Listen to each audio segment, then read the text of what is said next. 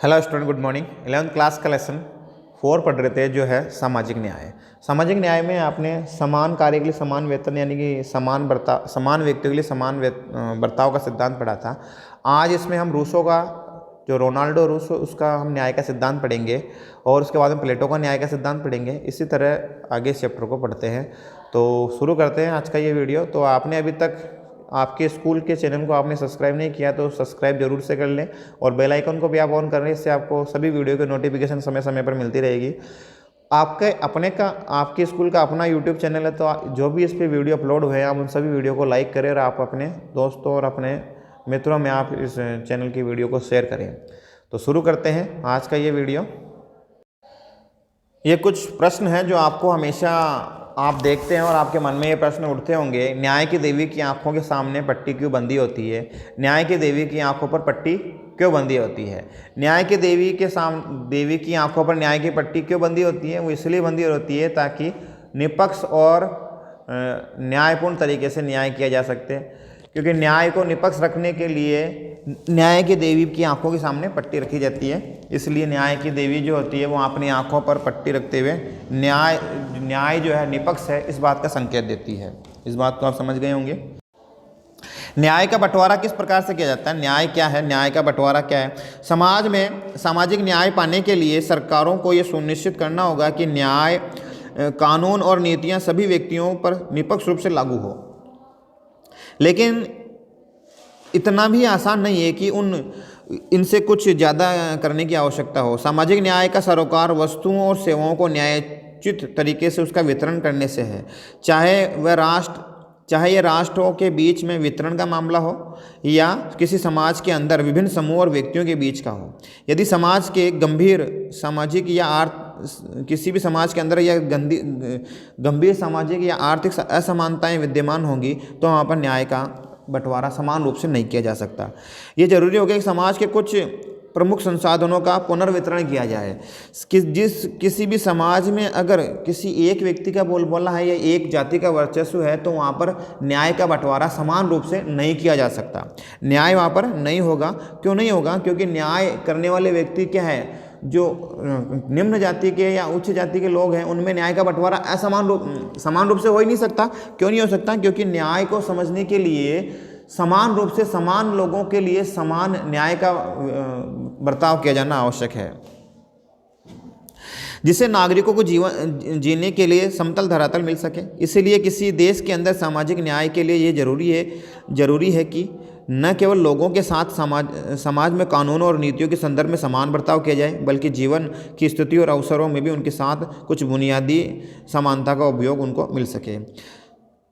हर व्यक्तियों के लिए ज़रूरी होना चाहिए कि उनके उद्देश्यों के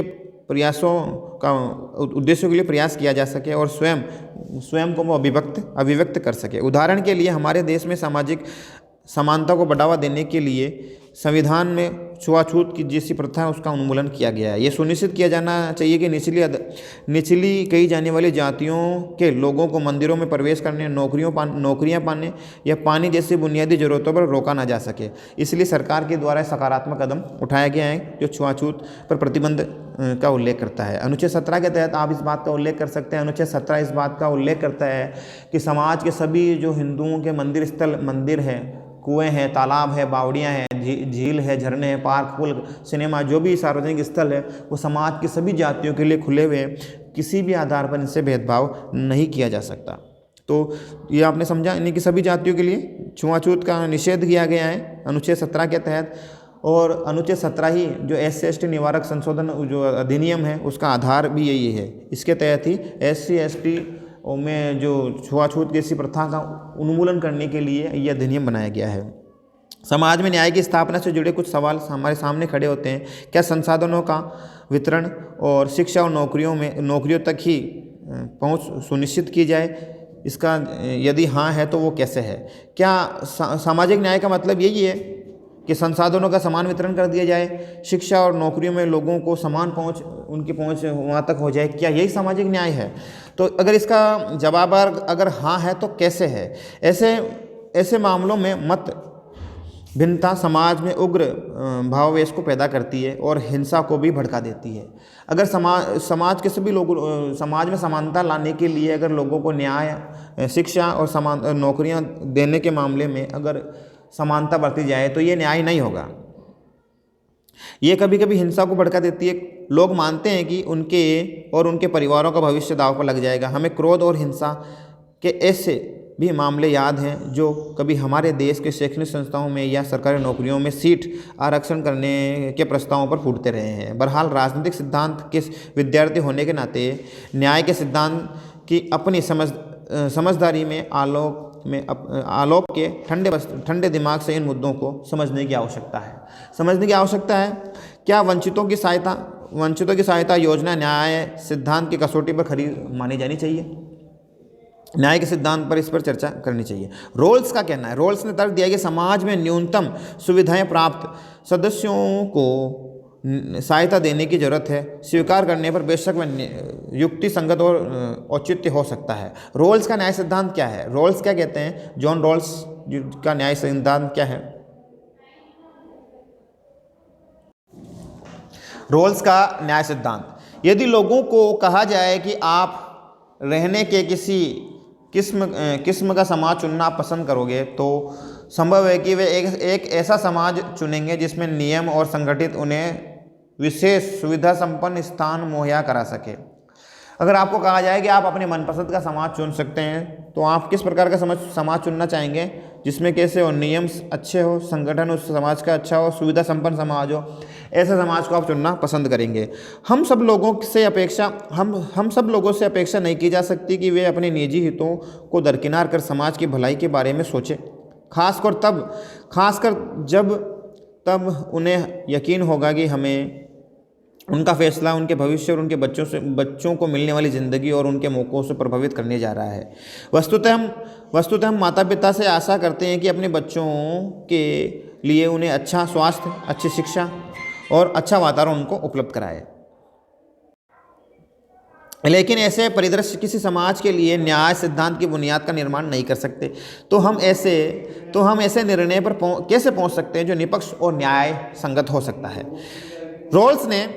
रोल्स ने इस प्रश्न का उत्तर देने का प्रयास किया है। ये तर्क करते हैं कि वे निष्पक्ष और न्याय संगत नियम तक कैसे पहुंचने का एक रास्ता यही है। यदि हम खुद को ऐसी परिस्थितियों में होने की कल्पना करें जहां हमें यह निर्णय लेना होगा कि समाज को कैसे संगठित किया जाए, जबकि हमें यह ज्ञात नहीं है कि उस समाज में हमारी क्या जगह होगी। अर्थात हम ये जानते हैं कि किस किस्म के समाज में हम जन्म लेंगे, हम किस जाति के होंगे, किस परिवार में हमारा जन्म होगा, इसके बारे में हमें ज्ञान नहीं होता है। हम जन्म लेने के बाद हमें पता चलता है कि हमारी जाति क्या है, हम किस जाति से संबंध रखते हैं, हमारा जन्म हमारा किस जाति में हुआ, हमारी पहचान हमारी जाति के द्वारा की जाती है। हम धनी होंगे या अमीर होंगे, निम्न जाति के होंगे या उच्च जाति के होंगे, सुविधा संपन्न होंगे या सुविधाहीन होंगे, ये सब क्या है, जन्म लेने के बाद में न्याय को परिभाषित करते हैं। रोल्स तर्क देते हैं कि अगर हमें यह नहीं मालूम हो कि इसके मायने क्या हो सकते हैं, हम कौन होंगे, हम किस प्रकार से हमारा समाज का भविष्य होगा, इसके क्या विकल्प होंगे, हम कैसा स्वास्थ्य पाएंगे, तब हम भविष्य में इस समाज के नियमों और संगठन के बारे में जिस निर्णय का समर्थन करेंगे वह तमाम सदस्यों के लिए अच्छा ही होगा। रोल्स ने इसे अज्ञानता के आवरण से सोचना कहा है। वे आशा करते हैं कि समाज में अपने संभावित स्थान और हैसियत के बारे में पूर्ण अज्ञानता की हालत में हर आदमी और सरोकार पर जैसे सब करते हैं अपने खुद के बारे में, अपने खुद के हितों को ध्यान में रखकर फैसला करेंगे। क्योंकि कोई भी समाज ये नहीं चाहेगा कि उसके जो सदस्य, उस समाज के सदस्य हैं, उनके साथ अन्याय हो। जानना चाहता है कि कोई समाज कैसा होगा, उसके लिए क्या लाभप्रद होगा। इसीलिए हर कोई इसकी बुरी स्थिति को मद्देनज़र समाज की कल्पना करेगा।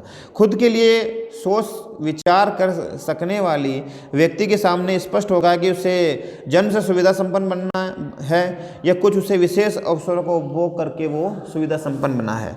किसी जाति में जन्म लेने वाला व्यक्ति आप देखते हैं, कोई भी जाति है, किसी जाति में अगर कोई सुविधा संपन्न व्यक्ति नहीं है, गरीब लोग हैं, कुछ जाति के लोग जन्म से गरीब होते हैं, अगर गरीब होना पाप नहीं है, गरीब मरना ये मनुष्य की संकल्पना पर आधारित होता है। आप जन्म गरीब जाति में लिए हैं, लेकिन आप गरीब मरते हैं तो ये आपकी असफलता है। आप गरीब क्यों मर रहे हैं? आपके पास योग्यता है, आपके पास आप चाहे जैसा बन सकते हैं। तो किसी भी जाति कोई व्यक्ति है, अगर वो गरीब जन्म लेता है तो वो सुविधा संपन्न बन सकता है। वो चाहे जिस प्रकार में अपने समाज का वातावरण बना सकता है। रूसो का जो सिद्धांत है वो इसी पर आधारित है। आप समझ गए होंगे मेरी बात को। बेशक अपनी पहचान को विस्मृत करना और अज्ञानता के आवरण में खड़ा होने की कल्पना करना और किसी भी समाज किसी के लिए सहज नहीं है, लेकिन जब तक अधिकांश लोगों के लिए यह भी उतना कठिन नहीं है कि वे आत्मत्यागी बने या अजनबी लोगों के साथ अपने सौभाग्य की साझेदारी करें। यही कारण है कि हम आदतन आत्म त्याग को वीरता से जोड़ते हैं। इन मानवीय दुर्बलताओं और सीमाओं को मद्देनजर हमारे लिए ऐसे ढांचे के बारे में सोचना बेहतर होगा जिसमें असाधारण कार्रवाई की जरूरत न हो। अज्ञानता के आवरण वाली स्थिति की विशेषता यही है कि इसमें लोगों से सामान्य रूप से विवेकपूर्ण मनुष्य बने रहने की उम्मीद बनती है। इसमें सोचने के लिए आवश्यकता है कि समाज का हित किस प्रकार से किया जा सके, लोगों का विकास किस प्रकार से किया जाए। हालांकि ये बात प्रासंगिक है कि जब वे अज्ञानता के आवरण में रहकर चुनते रहेंगे, तब हम पाएंगे कि समाज की स्थिति के लिए हितकर नहीं होगा। अज्ञानता का विकल्पित आवरण ओढ़ना उचित कानूनों और नीतियों की प्रणाली तक पहुंचने का पहला कदम है। इससे ये स्पष्ट होगा कि विवेकशील मनुष्य न केवल सबसे बुरे संदर्भ में मद्देनजर चीज़ों को देखेंगे, बल्कि वे ये भी सुनिश्चित करने की कोशिश करेंगे उनके द्वारा निर्मित नीतियां समग्र समाज के लिए लाभप्रद होगी। दोनों चीज़ों को साथ साथ चलना, चूँकि कोई ये नहीं जानता है कि आगामी समाज में कौन सी जगह लेंगे, इसीलिए हर कोई ऐसे नियम चाहेगा जो अगर वे किसी बुरी स्थिति में हैं तो जीने के लिए अच्छी स्थिति पैदा कर सकते। सभी लोग ऐसे नियमों की कल्पना करेंगे। कोई ये नहीं चाहेगा कि उसका आने वाला भविष्य अंधकार में हो, इसलिए हर समाज ये चाहेगा कि उसका आने वाला जो भविष्य है वो बेहतर बने। इसलिए सभी प्रयास क्या करते हैं? अपने समाज की सुरक्षा और स्वास्थ्य को ध्यान में रखते हुए निरंतर ये प्रयास करते हैं। लेकिन उचित हो ये भी सकता है कि ये सुनिश्चित करने की कोशिश करें कि उनके द्वारा चुनी गई बेहतर नीतियाँ बेहतर स्थिति वाले समाज किसी और समाज को कमज़ोर न कर दें, क्योंकि ये संभावना भी हो सकती है कि वे खुद भविष्य के उस समाज में सुविधा संपन्न स्थिति पैदा करें जिससे दूसरे समाज के हितों का नुकसान ना हो। हम हमारे समाज की रक्षा करने के लिए दूसरे समाज के नियमों और कानूनों को ताक में रखकर हम अपना विकास नहीं कर सकते। स्वतंत्रता है हमें। स्वतंत्रता मायने ये नहीं है कि आप अपनी स्वतंत्रता से किसी दूसरे की स्वतंत्रता का उल्लंघन करें। आप अपनी स्वतंत्रता का प्रयोग उसी प्रकार से कर सकते हैं जो व्यक्ति आपके सामने बैठा है, उसको भी स्वतंत्रताएं हैं, तो उसकी स्वतंत्रता बाधित न हो, उसका समाज दूषित न हो। इस प्रकार के कार्य करते हुए आप अपने समाज और अपने परिवार या अपने देश को आप संगठित कर सकते हैं। इसीलिए जॉन रॉल्स शक देते हैं कि नैतिकता नहीं बल्कि विवेकशील चिंतन से हमें समाज में लाभ और भार के वितरण के मामले में निष्पक्ष होकर विचार करने और प्रेरित करने की आवश्यकता है। इस उदाहरण में हमारे पास पहले से बनाया कोई लक्ष्य या नैतिकता के प्रतिमान नहीं होते हैं। इसीलिए हमारे लिए सबसे अच्छा क्या है ये निर्धारित करने के लिए हम स्वतंत्र होते हैं। यह विश्वास रॉल्स के सिद्धांत को निष्पक्ष और न्याय के प्रश्न को हल करने में महत्वपूर्ण और सबलता प्रदान करता है। अब बात करते हैं 4.4 यानी कि सामाजिक न्याय का अनुसरण कैसे किया जाता है। सामाजिक न्याय का अनुसरण, यदि किसी समाज में बेहिसाब धन दौलत और उसके स्वामित्व के साथ जुड़ी सत्ता का उपयोग करने वाले और बहिष्कृतों और वंचितों के बीच में गहरा एवं स्थायी विभाजन मौजूद है, तो हम कह सकते हैं कि सामाजिक न्याय का वहाँ अभाव है। हम वहाँ सिर्फ समाज के विभिन्न व्यक्तियों के जीवन यापन के सिर्फ विभिन्न स्तरों की चर्चा नहीं कर सकते। न्याय के लिए लोगों के रहन सहन और तौर तरीकों में महत्वपूर्ण समानता और एकरूपता की भी आवश्यकता नहीं होती है, लेकिन उस समाज को अन्यायपूर्ण ही माना जाएगा जहां धनी और गरीब के बीच की खाई और गहरी होती जाती है। उस समाज को न्यायपूर्ण समाज नहीं कह सकते जहाँ पर अमीर और गरीब की जो बीच की खाई है वो निरंतर गहरी होती जाए। वो समाज क्या है? न्याय संगत समाज नहीं हो सकता है। वे बिल्कुल भिन्न भिन्न दुनिया में रहने वाले लगे या चाहे अपेक्षाकृत वंचितों और अपनी स्थिति सुधारने का उनको मौका ना मिले, चाहे वे कितना भी परिश्रम करें और कितना चाहे परिश्रम वो ना करें। दूसरे शब्दों में हम कह सकते हैं कि न्यायपूर्ण समाज को लोगों के लिए न्यूनतम बुनियादी स्थितियों जरूर मुहैया करानी चाहिए, स्थितियाँ मुहैया कर, ताकि वे स्वस्थ अच्छा स्वास्थ्य और अपने जीवन को सुरक्षित करने में सक्षम हो सके। समाज में अपनी प्रतिभा का विकास करने का अवसर सभी लोगों को समान रूप से मिलना चाहिए। इसके साथ समान अवसरों के जरिए भी वे अपने चुने हुए लक्ष्य को प्राप्त कर सकें। वो समाज कभी भी न्याय संगत नहीं हो सकता। आपने ये जाना जिस समाज में क्या हो, सभी अगर धनी लोगों का, बाहुबली लोगों का वर्चस्व हो, बाहुबलियों का वर्चस्व हो, जिसमें सभी लोग अपने बेहिसाब धन दौलत उनके पास हो, गरीब और अमीर होते जाएं, गरीब और गरीब होते जाएं, उनके गरीबों के स्वास्थ्य को, उनकी जो शिक्षा है, उनकी जो बुनियादी जो आवश्यकता है उन पर ध्यान न दिया जाए, तो ऐसी स्थिति में उस समाज को आप न्याय संगत समाज नहीं कहेंगे। तो दूसरे शब्दों में कह सकते हैं कि वो समाज न्याय संगत नहीं होगा जहाँ पर जो व्यक्ति है वो कोई मजदूर व्यक्ति है तो मजदूरी किया जा रहा है और वो गरीब का गरीब होते जा रहा है और अमीर होते जा रहे हैं, और जो गरीब लोग हैं उनके स्वास्थ्य और उनका जीवन जो है वो सुरक्षित नहीं है। तो ऐसे में उस समाज को आप क्या कहेंगे? उस समाज को आप अन्यायपूर्ण समाज कह सकते हैं। उसे न्याय संगत समाज की संज्ञा देना उचित नहीं होगा। लोगों की ज़िंदगी के लिए जरूरी है न्यूनतम बुनियादी स्थितियों का निर्धारण हम कैसे करते हैं। ये जरूरी है कि हम यहाँ पर हम का मतलब है कि सरकार उन लोगों की ज़रूरतों को कैसे देखती है, वो समाज जो है, जिस समाज में लोग रहते हैं, वो अपनी न्यूनतम बुनियादी स्थितियों का निर्धारण किस प्रकार से करते हैं। विभिन्न सरकारों और विश्व स्वास्थ्य संगठन जैसे अंतर्राष्ट्रीय संगठनों ने लोगों की बुनियादी आवश्यकताओं की गणना के लिए विभिन्न तरीकों का ईजाद किए हैं, लेकिन सामान्यतः इस पर सहमति बनी है कि उनके स्वास्थ्य के लिए आवश्यक पोषक तत्वों की बुनियादी मात्रा, आवास, शुद्ध पेयजल की आपूर्ति, शिक्षा, न्यूनतम मजदूरी और उनकी बुनियादी स्थितियों के महत्वपूर्ण हिस्से इसमें शामिल किए जाते हैं। किसी भी समाज वो न्याय संगत है या नहीं, इसका निर्धारण कैसे किया जाए, इसकी गणना कैसे किया जाए? तो इसके लिए जो विश्व स्वास्थ्य संगठन है, अंतर्राष्ट्रीय संगठन है, और जो सरकारें, जो जिस देश की सरकारें हैं, वो उसके कुछ मायने इसमें फिक्स बताती है, जिसके अनुसार इनके आधार पर आप कल्पना कर सकते हैं कि वो समाज न्याय संगत है या नहीं। जैसे उस समाज में रहने वाले लोगों का स्वास्थ्य कैसा है, उनको न्यूनतम जो आवश्यक पोषक तत्व है उनकी प्राप्ति हो रही है नहीं हो रही है, इनको जांचकर आप समाज की न्याय संगतता को पता लगा सकते हैं। और न्यूनतम जो मजदूरी है उसका निर्धारण भी आप कर सकते हैं।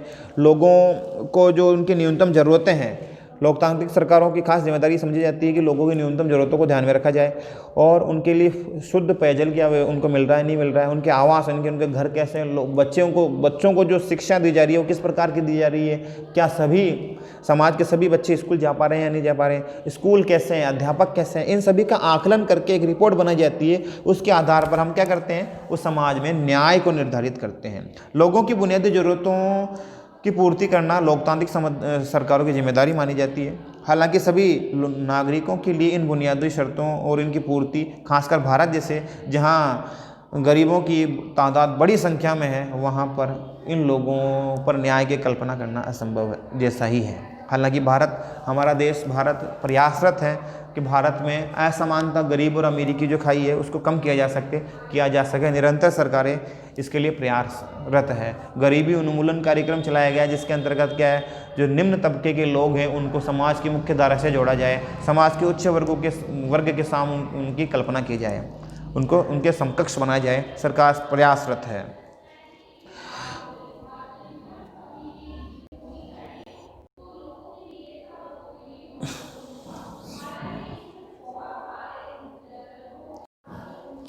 अगर हम इन सब बातों पर सहमत हो भी जाएं तो राज्य को समाज के सबसे वंचित सदस्यों की मदद करनी चाहिए, जिससे वे बाकियों के साथ एक हद तक समानता का आनंद ले सके।